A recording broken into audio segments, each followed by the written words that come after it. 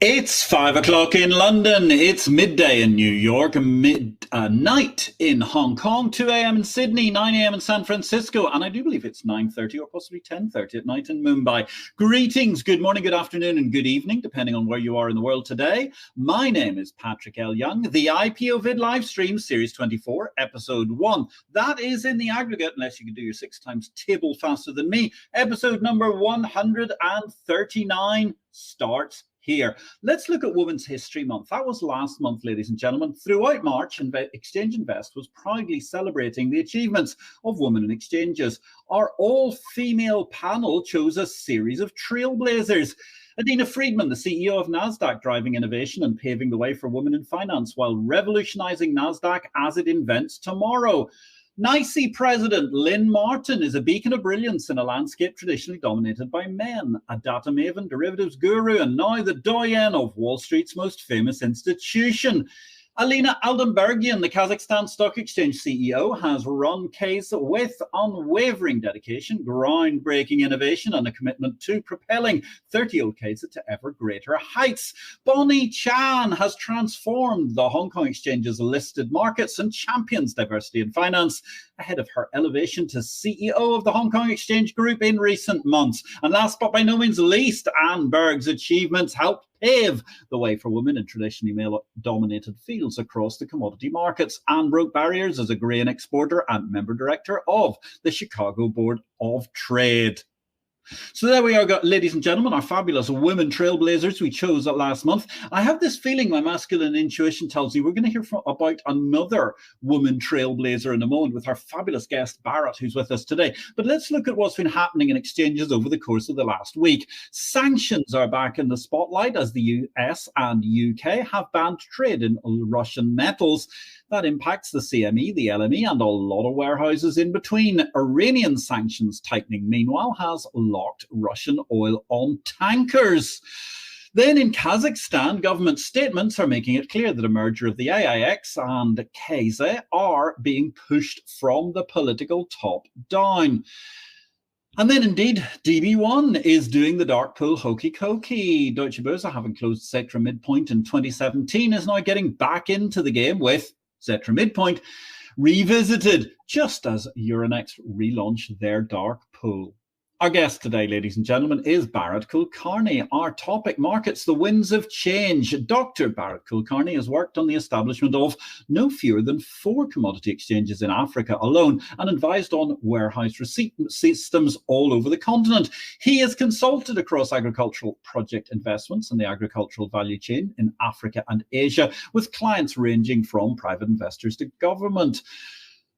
Dr. Kulkarni is a former commodity trader who's worked for MCX India, the IFPRI, and the United Nations, amongst many others, on his glittering and illustrious career. During his stint with the United Nations, he worked on redeveloping the value chain of coffee and sesame in Ethiopia. And he's the author of this magnificent book, ECX and the Winds of Change, which we're going to be talking about slightly later. Bharat, welcome to IPO-VID. Good evening to you. Where in the world are you today? And indeed, what time is it? Thank you, Patrick. Thank you for your kind words. I am currently in Mumbai, and it's just past 9:30 in the evening, and very happy to be with you on this. Delighted that you could join us as well, Bharat. Thank you very, very much for coming to the show. That's absolutely marvelous to have you here, and we are looking forward to a very interesting show this evening. Can you tell me very quickly, how did you get into financial markets in the first place? So I chose my education into finance. So I'm a commerce graduate, then took up a master's in finance.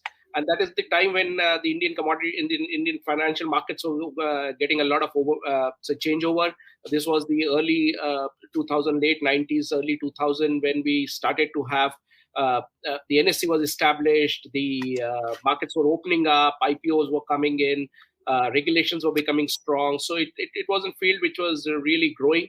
And index futures had just started, and I did my MBA project on index futures, which really attracted me to derivatives. And eventually commodity derivatives came in. And so that's how I got into the financial markets.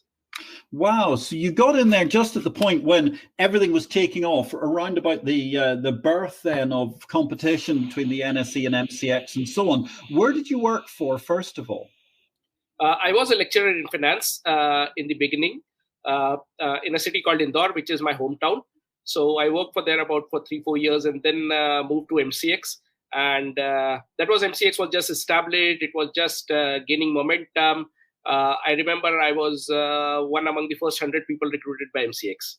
Wow, and the first 100 people recruited by MCX. So MCX, I mean, quite a legendary business, because that took what was previously an incredibly disjointed commodities market across India and really started to make a holistic series of national markets in all manner of things.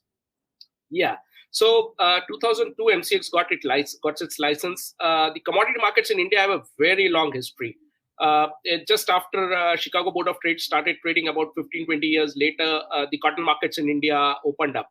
And the city I told you, Indore, my grandfather and colleagues of my grandfather would tell me that those were the times in late 1890s and early 1900, when through the radio link at 11:30 in the night India time, they would release the New York Cotton Exchange prices. So Indian commodity markets really has a very checkered history. We were into the commodity derivatives very early. Then the restrictions came in, then the ban came in, and then finally in 2000, the government decided that no, commodity markets are really required for this economy. And then we had the reintroduction of the commodity exchanges in India. But the difference was, these were all electronically driven markets, national presence, and that made a lot of difference. It's an interesting question, and one which we could probably discuss for the entirety of this show. But it seems quite remarkable to me that India set about allowing the idea, or even encouraging the idea, of one national price for a vast range of commodities, because surely that's incredibly difficult to achieve given the sheer topography, let alone the geography and size of India. Yeah, but in the physical markets in India, there were still benchmark markets. So if you look at the soybean oil, for example, my hometown Indore used to be the reference market, and then based on that, the national prices would be discovered based on the transportation and other costs. So that's what exactly the exchanges also tried to do. The price was discovered on national level, a single market price for the national level, and then they would have the adjustments because of the transportation cost and all. But that, I still feel somewhere it actually made the prices more artificial than actual, because India being such a huge country, and very interesting thing I'll explain you about the spot and the future difference in India. They say that Please. The spot and future, the difference is actually the definition of forward trades, which is eventually futures, is any trade that happens beyond 11 days. Now, why 11 days? Because that's the time that used to take to transport the goods from the northernmost part of the country to the southernmost part of the country. So when you have a country which has such a huge landmass, creating a national price may distort prices. And that's what was debated for very long in India. It's a fascinating pointer, that actually, the 11-day spot market, because that's how long it took you to get from the northeastern or northwestern corners all the way down to the south end of Kerala or wherever. It's quite remarkable, reminiscent of those old 3-week stock settlement systems in the UK, because that was how long it took a man to get on a horse at the Amsterdam Exchange and deliver the arbitrage piece of paper to the London Stock Exchange so that it could be settled, and why we had those sorts of accounts and so on. Obviously, they weren't using horses. It's just an incredible distance to drive, even by a truck or train, over the course of that period of time. So tell me, what were you up to at MCX? What were your particular responsibilities over the years? So my responsibility, MCX was first exchange in India that really took the training of the stakeholders very seriously. And right from the inception, it established a department that was working exclusively for capacity building and training. So I was part of that team. We were the team that set up the certification examination for MCX participants. We set up the first ever diploma in India, because in India, commodity markets were really not part of the formal education system in the universities and the colleges. So we introduced a diploma program in partnership with academic institution called Wellington Institute of Management, where we brought in the commodity markets into the mainstream of academics. And then we used to do a lot of workshops with traders, very practical oriented workshops. How do they trade? Because, futures is a double-edged sword. Yes. The problem is you commit a mistake because of your ignorance about the market, and then you start blaming the market. And that creates a perception issue. To avoid that, we realized that it would be very important to train the stakeholders effectively. And that's what my role was. And then we also worked on a little bit of research, and because we were into the knowledge part of the exchange. So research, new product development, things related to that. That's absolutely fascinating. I mean, the whole education thing blows my mind, because if I remember correctly, I seem to recall Lamont Rutten, who's in your book, of course, who was one of the joint managing directors of MCX. I seem to remember him going to an earlier AFM, Association of Futures Markets conference many years ago, and pointing out that the MCX Academy, or however you termed yourselves, I mean, you used to traditionally educate something like 600,000 people a year would attend your courses, which is pretty mind-boggling. And that's the population of Luxembourg, which qualifies as a full European Union state. These are numbers that are just absolutely surreal when you look at the scale that that market had, and all of the ways in which you operated very, very interesting initiatives, let's put it that way, to distribute your prices, to get the market message out there. I know you had to deal with the Indian Post Office at one point in time. Quite fascinating how you really tried to reach down to the base level of the farmers. That's true. In fact, Lemo was a major reason why the training department was given so much of importance. And I have a lot of respect for Lemo, because a lot of things I've learned from him. And he brought in a concept where, or he introduced me to a concept where he said that there are three components that make a market successful: government regulations, exchange operations, and the third is capacity building. Very favorable government regulations, very good operations, but the people really do not have capacity to use it. It all goes down the drain. So I think that was something which we focused as our core principle and worked a lot on training department. You'll be surprised, when I actually resigned from MCX, I had 85 days of accumulated leaves, which I had worked on Saturdays and Sundays. So that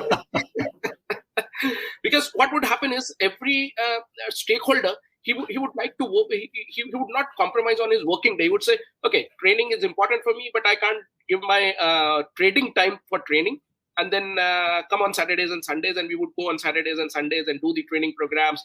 And yes, those numbers which Lemo gave are realistic.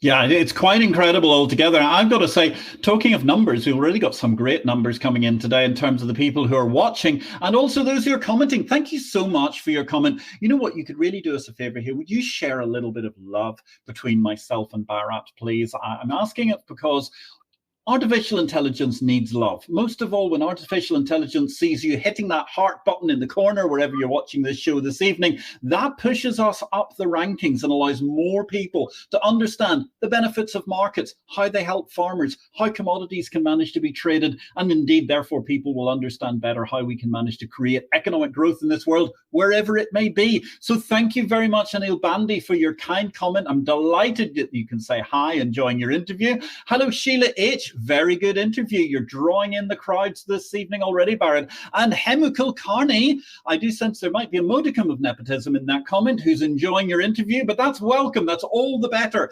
Even your family are watching and enjoying you. So obviously you haven't told them these stories too many times before, Bharat, which is absolutely fantastic. Thank you so much, Anil, Sheila, Hemu, and also Dilip Mulye. Very good interview. Really great to see you on the show today. Send us a little bit of love. If you've got a question for Bharat, feel free to ask it. So, Bharat, you said to us, you eventually left MCX. What did you get up to next? So, I went to Ethiopia during my tenure with MCX, and we did the training program in Ethiopia for the upcoming Ethiopia Commodity Exchange. Now, it was a difficult and a different experience, because they were setting up a spot exchange. We were used to the futures exchange, so adapting the futures exchange knowledge to the spot exchange was really a learning experience. But that it was a very exciting project.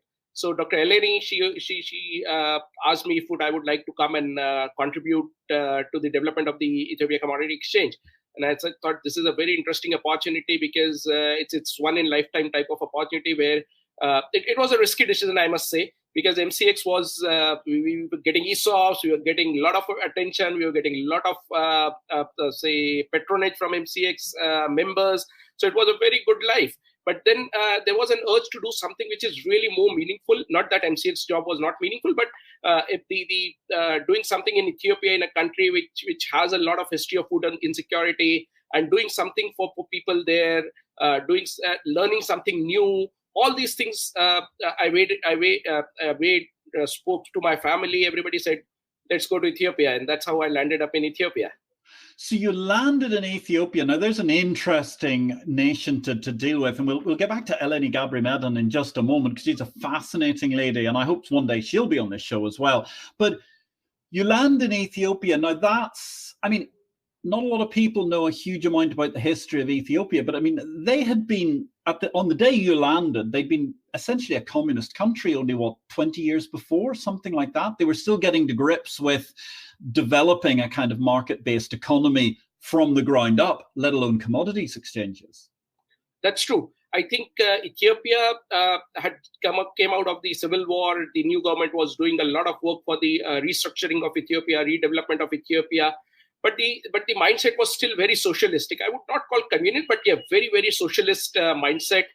They would have very specific ideas and the role of government in their mind. And that made the free market economy concept also a bit difficult to understand, even for the regulators. There was no history of a stock exchange. There was no centralized payment system. The interbank payments, electronic payment systems were not there. So in absence of those whole infrastructure, conceptually, it was a very difficult, market to develop a free market economy institution like an Ethiopia Commodity Exchange. But what we really benefited from was a very strong conviction of the government that this is something that they really need to do, and they put a lot of weight behind us, and that made things very different there. But yes. For people to understand what is a free market economy, it took them about 7 years to actually understand what it is. Because regulators, they would not know the difference between regulating and self-regulating. So they would want to get into the minute details of the exchange and all, and then we have to tell them, no, this is exchange prerogative. This is where exchange regulates. You regulate the exchange. So it took us. It was a learning curve for a lot of people there. Yes, it's quite difficult when you're coming from economies that have been very socialistic. I mean, even I can remember the stories of the people who were going to places like Poland after the end of communism, and they would sit down with the people in the tax office, and the tax office would say, what are you going to do? And then they would explain what their sort of business model was, and the tax office would say, well, you're not going to make any money out of that. I don't think you should do it. I'm not going to let you do it. And they would say, but you don't have any right to stop us doing it. It's an open market. I can decide to lose my money now, however I want to. Your job is to make sure that I basically regulate myself, pay my taxes, and do corporate governance. Quite fascinating. We've got another raft of comments coming in as well. Radhika Bandi, very good, Bharat. She's saying, thank you so much for joining the show, Radhika. Dilip Mulye saying again, another comment, I am proud of you. So there you go. You're bringing out your fan zone this evening. Bharat Kulkarni, great going, dear. Proud of you. And in fact, they're coming in as we talk. Asmita Kajanchi, I hope I pronounced that correctly, Asmita. Proud to see you. Delighted to listen. And Ashish Mule is saying, insightful, great going, Bharat. Please do leave a heart. And if you have a question, they will be very, very much appreciated, because that helps rocket us through. The more likes that we get here, the better it is for this show, and the better it is for indeed Bharat's audience, because this is going to be archived on posterity so that everybody can manage to hear. So, you know, it's very interesting, Bharat, as you say. I think actually one point, you made that very interesting point about what Lamon Rutten had been saying when he was joint managing director of MCX about the three things that it was essential that an exchange provided. At the same time, I think you mentioned one thing that's absolutely essential to have in a jurisdiction, particularly when you're building a new exchange, and that is the support of government. I don't mean that the government is in your back pocket at all points in time, or that they're micromanaging what you do, but just to be able to have that ability to, you know, phone a friend, like all of those game shows, and talk to someone and have the support of government is so vital. And I think that's something that doesn't get spotted across a large number of these different marketplaces and environments. So You get to Ethiopia. It must be, I mean, I imagine coming from India, arriving in Ethiopia is a bit of a culture shock. Culture shock, not really, because the Ethiopian culture, the Indian culture, a lot of similarities are there. I had been there earlier. But yes, there were a lot of shocks and few interesting stories I would like to share here. Ethiopia has its own time zone. So I landed up in Ethiopia. Day 2, I went to the bank to exchange some currency, and there's a driver who took me there. And I went to the bank and I said, I want to exchange currency. This was the European time, 3:30 in the afternoon, and 3:35 maybe. So the lady on the counter said, "Oh no, the bank is closed." I said, "Fine. What time does it open?" So she says, 3:30. So I thought maybe she has misunderstood. I said, so is it no, I'm asking what times it opens, not close. She said, no, it opens at 3:30. I'm like, then why are you not changing? She said, because it's 9:30. I'm like, there's some confusion. I came out of the bank, sat in the car and spoke to my driver. So he asked me, what happened? Did you get the money? I said, no, we'll have to come back tomorrow because they're closed now. They said, yeah, it's 9:30. I said, what is this 9:30, 6:30? I was confused. Then a very good friend of mine, Bemnet, Ben, in Ethiopia Commodity Exchange. So I asked him, I said, Ben, what is this whole confusion about? So he started laughing and he said, in Ethiopia, there are 2 times, Habesha time, which is the Ethiopian time, and the European time. So if you go by the European clock, midnight, 12 o'clock, the day starts. But if you go by the Ethiopian clock, at 6 o'clock in the morning, the day starts. So it starts with sunrise. So when it is 6:30 in the European clock, it's actually 3:30 in the Ethiopian time. So if you're in Ethiopia and somebody invites you for lunch at 6:30 a.m., don't be surprised. Don't be surprised. Well, that's interesting. It's an interesting way to get around jet lag, because your body will be so confused as to what's going on. You won't have any idea what's happening, Bharat. That's quite incredible. Thank you very much, if I may say so, to Samuel Ogola Anyango, who says, great knowledge on this show. Thank you very much. That's via LinkedIn. I'm sorry if the LinkedIn stream seems to be not quite connecting perfectly to us. And we've also got Milinda Dharmadikari. It's lovely to see you today. Way to go, Bharat. I agree. Isn't it great to have Bharat here sharing his knowledge with us today? Thank you very, very much, Milind.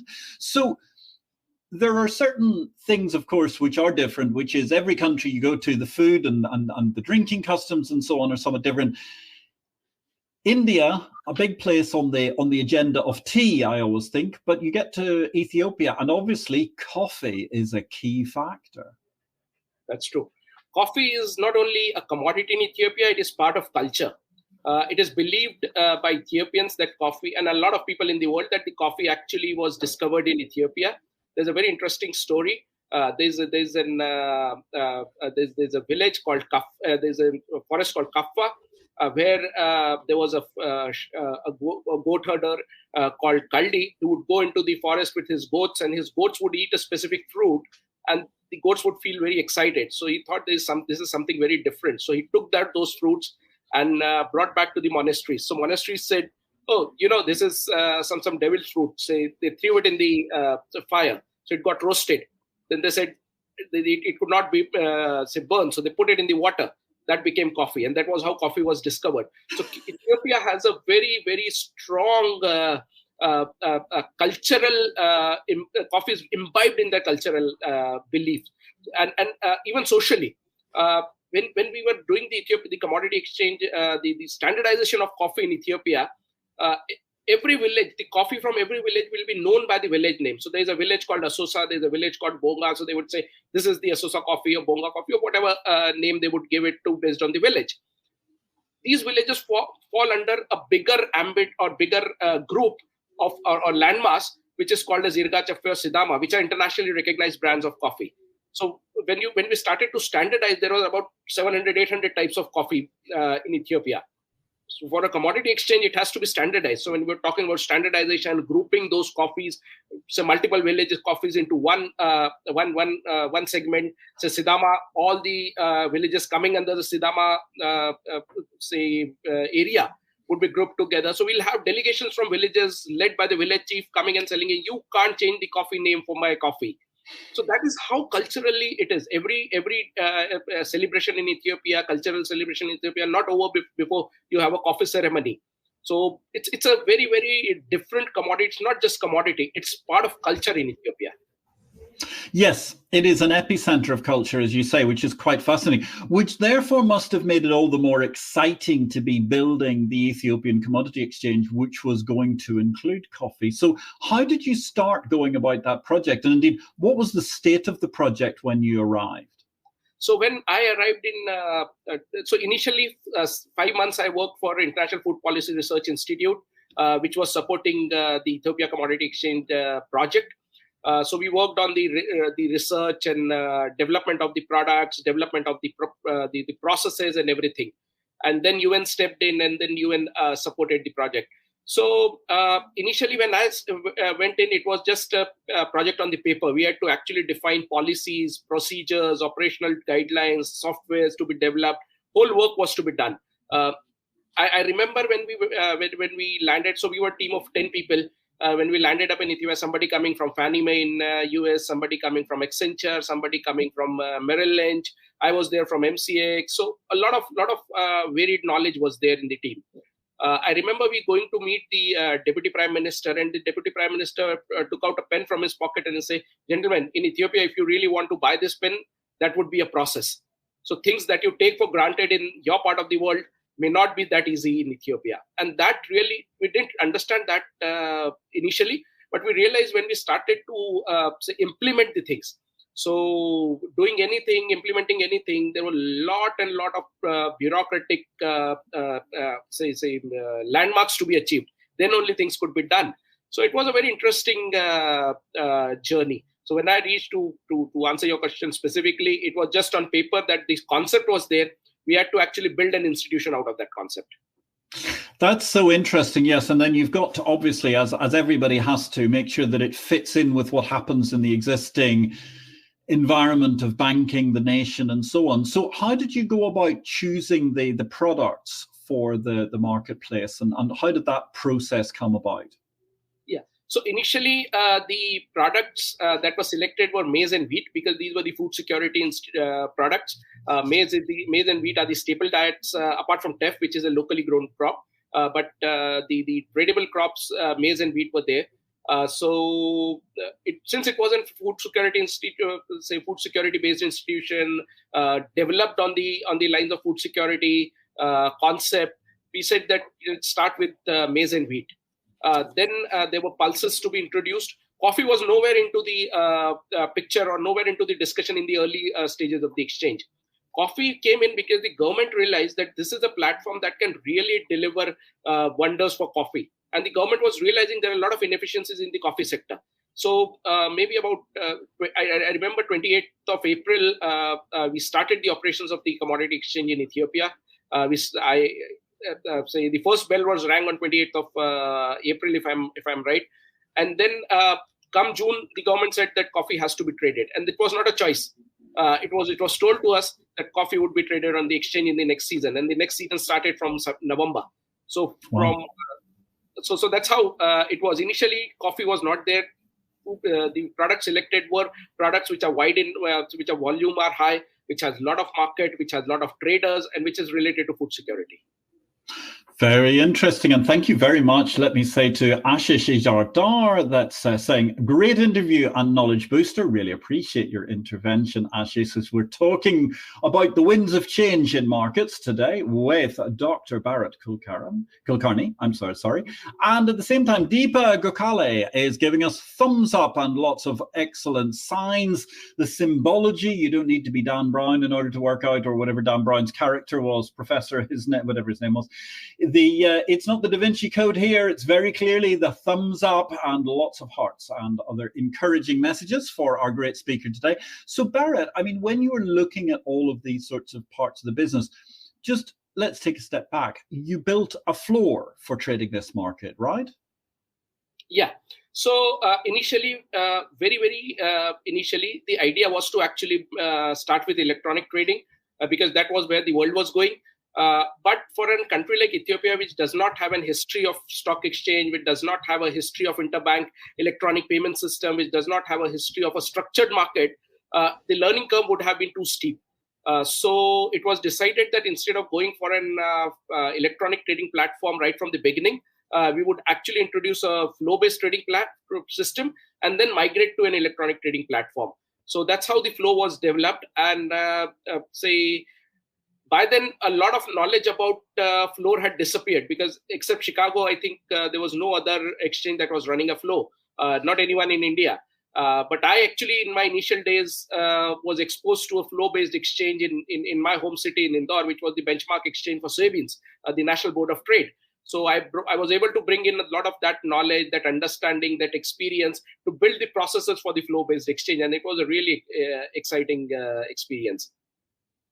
That's quite fascinating altogether. And yes, as you mentioned, it's incredible how you really needed to build these systems and allow for the fact that Ethiopia, well, in fact, only in the course of the last 2 weeks has Ethiopia finally broken through and funded its stock exchange, which is going to be coming to market hopefully sometime before the end of the year. And of course, that reminds us, ladies and gentlemen, of the importance of things like trade finance, which brings us very elegantly on to this week's book of the week.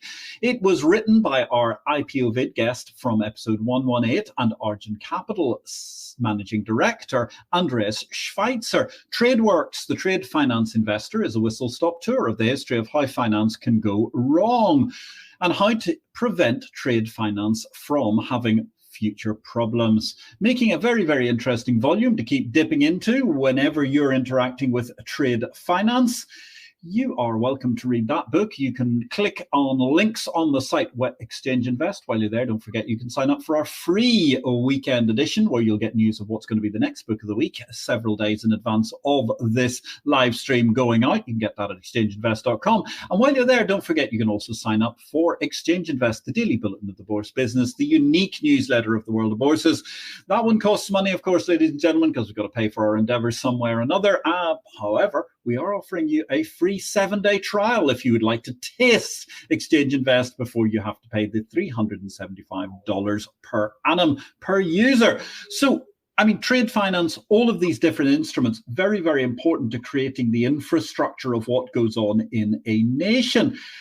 Now we've got a question here, which is very interesting, from Colin Howard, a man himself a studied builder of exchanges the world around. Huge intellect, Bharat, but did any exchange or product ever make money? I think he's talking here specifically about the Ethiopian question rather than obviously the multi-commodity exchange, which was a massive profit center.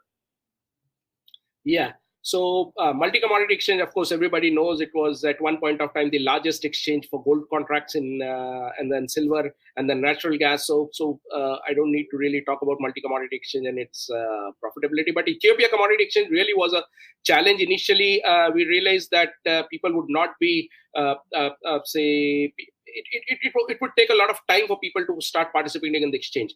And eventually, I remember on somewhere around 22nd or 23rd of February 2011, the exchange actually celebrated a 1 billion volume. So $1 billion volume was achieved in about 3.5 years time. So that's how that tells me that the exchange really made money. We moved into a $1 billion club.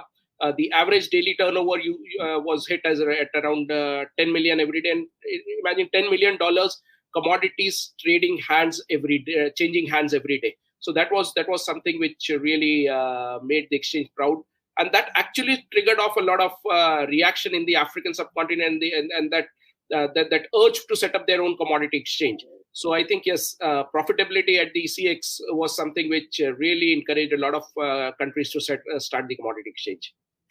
Thank you very much, Bharat. Thank you, Colin Howard, for your question. Lovely to see you again. Colin Howard, of course, also a previous guest on IPO-VID a couple of years back. Great to hear from you, Colin. Thank you very much to Anna Dack for saying, good evening, gentlemen. Very interesting and full knowledge on commodities ecosystem. Thank you very much for your intervention, Anna. Pramod Dikshit, Bharat, your decades of experience and knowledge in the field of commodities and trading is unique. There is a lot of takeaways from you. Great going. Thank you very much. Thank you very much, much, Pramod. That's a great comment altogether. Now we've got a first actually for the show. We've got a retired wing commander. I do believe that's the first time we've had a retired wing commander. I don't believe we've been much below captain or major previously in terms of retired ranks interacting with us. Wing Commander R.D. Deshpande, it's lovely to see you, sir. Thank you very much. Good insights, and applauding you 3 times. Thank you very, very much, sir, and thank you for tuning in. So, oh, and we've got an extra comment. Good grief, they're coming in so fast and thick on the stream today. Low latency. Shashank Paranjape, great to hear from you, Shashank. It's a pleasure to hear about your journey. Bharat, what would be your advice to any budding individuals who wants to build a career in this complex subject? Interesting question. I think I always believe this, that the more the complex subject is, the more opportunity to learn is. And more you start learning about those subjects, the more interesting that subject becomes for you. So I think if somebody wants to build a career in complex subjects, learning, understanding, not fearing the subject, but learning and understanding that subject will help a lot. And what happens, the more you learn about it, the more better you becomes in the competition. As it is, complex subjects have less competition. So it's a much better career option. Yes, it's always that final $1,000 of your $10,000 as you're achieving great expertise gives you incredible ability to have the perspective on how these things work going forward, doesn't it, Bharat? Yeah. So tell me, with the Ethiopian exchange then, you very quickly got going with a couple of agri-commodities, foodstuffs, vitally important for food securities. You added coffee soon after that. How did the exchange develop? Were there any hiccups or bumps along the way that you had to try and resolve? Oh, yeah, there were a few. What happens is, in a commodity exchange environment, in a country which is very, very new to this environment, people don't realize, the exchanges really don't, the regulators really don't realize from where the impact may come. Now, I'll tell you a small anecdotal example. In Ethiopia, they were having a lot of issues with the currency rate. The IMF had to step in, and the IMF said that the devaluation of the currency has to happen. Now, devaluation of the currency has a direct impact on the coffee market, because it's all an export commodity. And the coffee market actually was sent. The exchange activities were sent into treasury when the devaluation happened by about 12 or 15, 17% or something. Suddenly, a 17% devaluation. The commodity trading, we had risk management principles which had an day limit for trade, or the price limit as we call it, or the daily price say allowance, and the prices actually went out of it. And the regulators were not ready to release this because they were not sure how. So those challenges definitely came in. Second challenge, definitely stakeholders, the confidence of the stakeholder that this is a government institution. It really is it really would benefit to us. Learning curve was steeper, because exchange actually said that you have to deposit the money in the bank, and only through the bank the transactions would happen. These guys were used to carry money in their sacks, give it to the seller, and settle the trade. So an interesting story I'll tell you. One of the largest trader of coffee in Ethiopia, he used to buy a huge amount of coffee on the auction floors. The exchange started day 2, and the guy ran out of money because his bank account, the amount of funding that he had provided in the bank, he had bought coffee worth all that money. Now, there was no money in the bank to actually support his buy. So we stopped him from trading. And he said, "Oh, you can't stop me. I have a sack full of cash in my car. I'll just bring it, take it, and let me trade, because I'm getting a good deal." He said, "It doesn't happen that way." And it was very difficult for him to understand why does this processes work this way. So those learning curves are also very, very steep. Yes, I remember also a great story. Lamont Rutten told me the opposite way around, which was the World Bank operating all sorts of fabulous grant schemes to try and give seeds to farmers, and then saying at the end of it, and all the farmer has to do is sign their name here. And of course, the problem was that most of the poor chaps were illiterate in those days, so therefore they could offer you a thumbprint or nothing else, which didn't really work with some person who was working in compliance in the middle of the city of London and EC2, because they just didn't understand how the world worked works in these sorts of places, which is always an issue. So yes, sacks of cash were not encouraged. Anand Daksha saying trade works, a great topic to learn. That's discussing the trade finance book we're looking at today. Oh, and we've got a couple of questions have just come in. So I'm going to take one first from Wing Commander RD Deshpande, who's retired. What were the biggest challenges you faced in this journey? How you approached and how did you go about addressing it? Can you amplify with a couple of examples, Bharat? I think when you create a new structure and a new institution, there are a lot of challenges because you think the market would work away in a certain way, and market doesn't work in that way. And you have to be adaptable enough to actually see what would work and change your strategies midway. So those things definitely were challenges. Small example, anecdotal example I'll give you.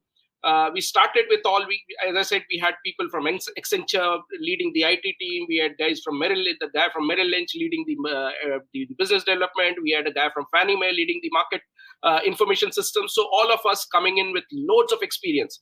We built a beautiful system. Coffee started trading in the warehouses. The coffee started to come and get deposited. And one day a phone call comes to the IT head. And I and IT head used to work very closely because trading and IT were very close to each other.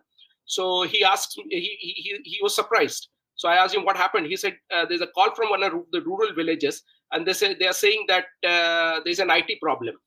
So he said, okay, so what is the IT problem? Is the system not working? They said, no, the system is working. The power is there. The computer is working. Everything is there, but we can't record the trade. We can't record the deposit. And he said, why? What is the problem? He said, there's a column which is asking us about the truck plate number to be entered into. He said, yeah, so put it. He said, but it has not come on the trucks. It has come on donkey backs. Now, how do I put a plate registration number for a donkey? And for a second, we were like, this is a problem which we never anticipated. So coming from a world where, as I said, a lot of things we take for granted were not happening there. So you had to immediately adapt. And I said, okay, let's do one thing. Keep a paper trail where you say how many donkeys were there and what was the weight of the deposit on each donkey, and just put in D1, D2, D3 as the plate number, and we'll through the paper trail we'll tag it.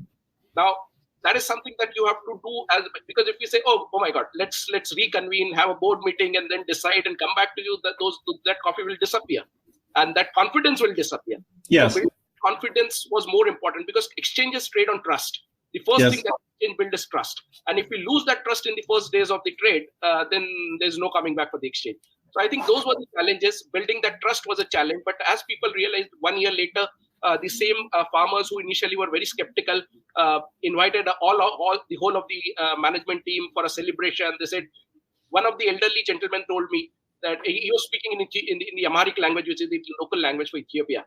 And he said that I asked a friend of mine to translate it. And what my friend translated me for was that he's saying that I'm 60 years old, 40 years I've spent in coffee trade, and I never thought that somebody would actually wait for me to give out the price. Now, that is something that in a year's time, that feeling coming into the farmers, that feeling of empowerment coming, actually was worth all the effort that we put in. That's a fabulous example, and several fabulous examples, and a great story. Yes, and the problems of organizing all of your settlement chain, but not thinking about the registration plates for donkeys. That is one of those issues. And there is a grower, someone with the coffee, who's actually doing everything that these days lots of these people in the World Economic Forum would die about, because he's got a perfectly green ecosystem. His donkeys are doing hard work and producing incredible fertilizer at the same time as he's managing to get them to move his coffee around. I mean, that's such a good virtuous circle. Thank you very, very much, Wing Commander Deshpande, for your excellent question. We've actually got a comment straight after on the donkeys. I'm coming to a question in a moment. Asmita Kajanchi is back again. Great, numbering donkeys, an example of a challenge from the grassroots level. Absolutely from the grassroots level, quite literally, Asmita, isn't it? It's quite incredible all round. Now, here's a fascinating question as well, which comes from Dr. Niraj Vijayargijia. I'm sorry, I'm a bit slow on pronouncing Indian names today. I do apologize. I hope you'll forgive me. How do geopolitical factors and global economic trends influence commodity prices and trading patterns in Africa? I think the Africa is one of the largest suppliers of a lot of food grains and commodities to the world. So the geopolitical tensions, the geopolitical initiatives, or the geopolitical issues definitely percolate down to Africa. But in 2008, very interesting thing I saw in Ethiopia. After 2008, 2009, there were a lot of fund managers from Europe, from US, coming to Ethiopia and trying to look at opportunities for invest. Because that was the time when everybody realized that African economies, the performing African economies, were very insulated from the shocks which came into the Western world. So I think there are, that was a benefit to them because they were not so integrated. But in these 10, 12 years, a lot of integration has happened, which means that whatever happens, geopolitical things happen in the global world actually percolates down to Africa very soon now. And I think isn't the big winner of the last 10 years, it's that joy of this thing. I mean, your life in your hand, this device that allows you, wherever you're traveling in the world, you can find out everything that's going on. We were using them when I saw you in Bangkok just the other month for the AFM conference. We were living off the back of them for our email, for our social media, for all sorts of information, data, our documents, our CRMs and workflow softwares. And my goodness, heavens above, there's even a telephone built into those devices. It's quite shocking, the things that people can manage to produce. So those are very, very much, yes, I mean, a big change. And certainly the leapfrogging of Africa has been a big issue there. Thank you very much. Wing Commander Deshpande is saying, thank you so much, Bharat and Patrick. You're very, very welcome, sir. It's a pleasure to have you joining the show today. And thank you for your excellent question. Thank you, too, for the excellent question to our most recent commenter, which was our question, which just came a moment ago from Dr. Neeraj Vijayvargiva. I'm getting there gradually, slowly. I'm having a lot of different syllables today that are challenging my English palate. Obviously, I have to try some Indian languages on Duolingo one of these days. So tell me, Bharat, the Ethiopian Commodity Exchange, in the end, pretty much a success, right? I mean, it had an incredible run up and has built a remarkable ecosystem for the nation. That's true. I think the impact of the Ethiopia Commodity Exchange can be understood from a data point, a research which I did during my tenure with ECX. We did a study of how much of the export potential or export value paid by the exporters actually goes back to the farmer's pocket.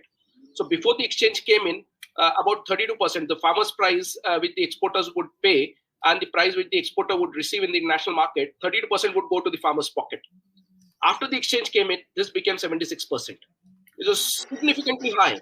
Now, why would the question would come? Why would an exporter compromise on his margins? Because he was paying his risk was reduced, his storage was reduced, his quality issues were resolved, his payment issues were resolved. All these things were resolved, because of which he was ready to pay a higher percentage to the farmer. So ultimately, if we talk about, especially in India, if we talk about doubling the farmer's income, we actually did it with the Ethiopia Commodity Exchange. And that set a template for the whole of Africa. The African governments realized that this is something which can really revolutionize the agricultural trade. And today that actually led to a lot of initiatives in Africa. That's a fabulous number, actually. That's absolutely incredible. Something to live by. I mean, truly a great testimony to go from 32% to 76% being captured by the farmer. I mean, that's truly life-changing for previously subsistence farmers to be able to manage to find themselves in a much, much better position. Even if you weren't a subsistence farmer, it still fundamentally improves your lot and helps you educate your children and manage to get going, which is fantastic. Ashutosh Kaushik saying, great going, Bharat, bye. And I think that's a very, very fair comment to make as well. And we also have another question, very interesting, from Dr. Neeraj Vijayvargiva. How can technology and digital platforms be leveraged to improve efficiency and transparency in African commodity markets? I think the technology is something that really has revolutionized the trade globally. And digital platforms, it has actually helped bridge the gap between the developed and the underdeveloped markets. And if the technology is used in the right way, there was a time, when the technology was very limited, was very elite, but now things have changed. But again, the African commodity markets really need to understand what type of technology they need. Sometimes I give an example that sometimes in Africa, what you need is a four-wheel drive. You don't need a sedan there. A beautiful sedan or a beautiful, even a Rolls Royce, which runs on the streets in Europe or US, may not be suitable for Africa. So when you actually select the technology platform, you have to understand the ground realities of the African markets and then choose the electronic platform. It may not be very high investment into technology, but then the right investment into technology is more important. So that can really revolutionize the whole trade. Yes, I think that's a very, very fair point altogether, because what people need are Toyota Land Cruisers or Suzuki Jeeps or whatever those things are, or Land Rovers or something. You definitely don't need to have yourself some incredible piece of Formula One style technology as you get with, say, the world's largest stock markets. Magnificent as that is, and say, for example, the Bombay Stock Exchange and the National Stock Exchange use these days in India, but it's a very, very different market indeed. And we've got a comment from Asmit Kajanchi. Yes, it's a great contribution to Farmers Life, referencing that jump from 32% to 76% of the revenue captured. Absolutely mind-boggling number altogether. And also, of course, the eradication of any need for government subsidy or intervention in the meantime, which is also saving the central coffers of government, which is absolutely superb altogether. And I'm not sure, I think we might be caught up with all of our comments at the moment. I'm not quite sure, but thank you very, very much once again, Dr. Niraj Vijayavargiya, for your excellent questions today. So, I mean, as you look at this whole situation, it's a fascinating world that you've seen built up. You were just telling me you're heading off to do some more work in Africa in the very near future. And it's obviously a very, very lively world out there for exchanges. What was it like on the ground? Just one question, because I did say we were going to talk about her earlier, but Dr. Eleni Gabriel-Madin, she was the incredible powerhouse behind this exchange. I remember her turning up at an AFM conference many years ago, I think in Istanbul, and saying, I've got this mandate to build a commodities exchange in Ethiopia. And it was fascinating because she was a very fast learner, she was a very determined lady, and an incredibly intelligent one. What was it like working with her? Oh, it was a learning experience. It was because of her that I moved to Ethiopia.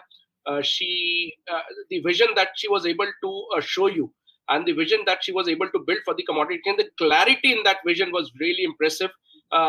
She was not afraid of challenges. So when the coffee was pushed onto the exchange, said, let's bring it on. And actually looking at her confidence, the whole team was confident that we'll pull it off. It was very easy to say, we are really not ready. Let's look at the next year. Let's look at the next season. But she said, let's do it. So I think those were, and she could actually see the future much better. So I think those were the qualities that helped her to ride this tide, because this was a phenomenal exercise that required a lot of resilience, that required a lot of courage, that required a lot of character to actually pull it off. So her leadership qualities, one of the wonderful leadership qualities that I have seen when it comes to these type of projects. That's magnificent. It's really, really good to hear. And I'm certainly very excited to see her making a reappearance on the board of the Ethiopian Stock Exchange, because I'm sure she'll be able to give the Ethiopian Securities Exchange a big help forward, given all of her contacts that she made around the world from running the ECX as well. So tell me a little bit, Bharat, if you can let us into a little secret, what sort of projects have you been working on most recently, or what are you doing next? So we have been working in Malawi, which is more related to agriculture markets and the warehousing related solutions. Prior to that, I worked on a project on introducing the derivatives in Ghana, the Ghana Commodity Exchange. So a little bit of work there. Then we also do a lot of work with Indian investors who want to invest into Africa, so helping them establish the investments. We are looking at some big project investments into Africa as well. So yeah, those are the things. Fascinating. Never a dull moment I can see in the life of Bharat these days. Quite incredible. So therefore, I mean, unfortunately, we've sped through this conversation with so many wonderful inputs from all of these great viewers during the course of today. Thank you very, very much for your questions and input. Dr. Bharat Kulkarni, tell me, where do you think the capital market revolution goes next? I would say it's India, because there are a lot of things that are happening in India. If you actually look at the Indian economy, it is one of the fastest growing economy in the world, very high disposable incomes. And recently, in the last 5-7 years, we have built this concept called India Stack, which is a technology platform that is allowing, the first layer was the identity layer, then the payment layer was built in. We have the UPI-based transactions where even a small a vegetable vendor on the street can actually receive and pay money electronically. Now, based on that infrastructure, millions of investors have actually come into the market, which means that there's a lot of inflow coming into the market. The markets are becoming very, very wide-based because when I grew up, the markets were very elite. Everybody would not be part of the commodity or the investment market, the capital or the stock market or the commodity market. But now, even with small vendors are invested, small traders are investing into that. So that is because of the technology. Recently, the $3 billion say IPO of Hyundai has come in. There's paucity of deals happening in in Asia. And then the recent restriction on the IPOs in China and the slowdown of China has actually made India one of the brightest spots. So I think in near future, India is where the revolution is going to come from. Africa, I would say it's a little bit ahead. There's still a lot of infrastructural developments to happen in Africa before this moves to India, from India to Africa. But that has been the global trend. Anything that has that has saturated in the Western world actually came to the Asian subcontinent, especially India, China, and then moved into Africa. So I think we are there right now, and in a decade's time, I think African exchanges would be ready. Yes, that's a very interesting point to end on about African exchanges. But I agree with you completely, with India becoming the most populous country on earth this year and showing no sign of slowing down its birth rate in any way. And certainly the prosperity is growing rapidly while the infrastructure is racing to try and keep up. It's a very, very, very exciting moment in the history of India as it becomes one of the world's absolute superpowers.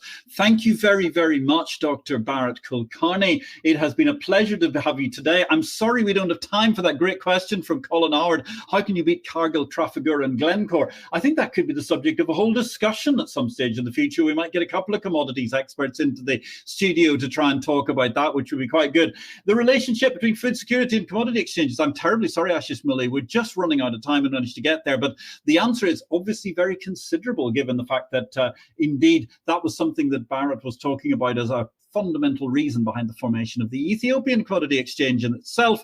And Daksha, yes, true, Mr. Bharat, that at the end, farmers should be benefiting in the whole process of electronic trading at a national level. Yes, and if you can capture anything like that growth that you saw in Ethiopia from 32% of the take to 76%, it's an absolute revolution for anybody who's in that market or producing whatever those goods may be. Let me say, ladies and gentlemen, I want to say a huge word of thanks to our production team today. They've been rushed off our feet. Thank you for a great job altogether.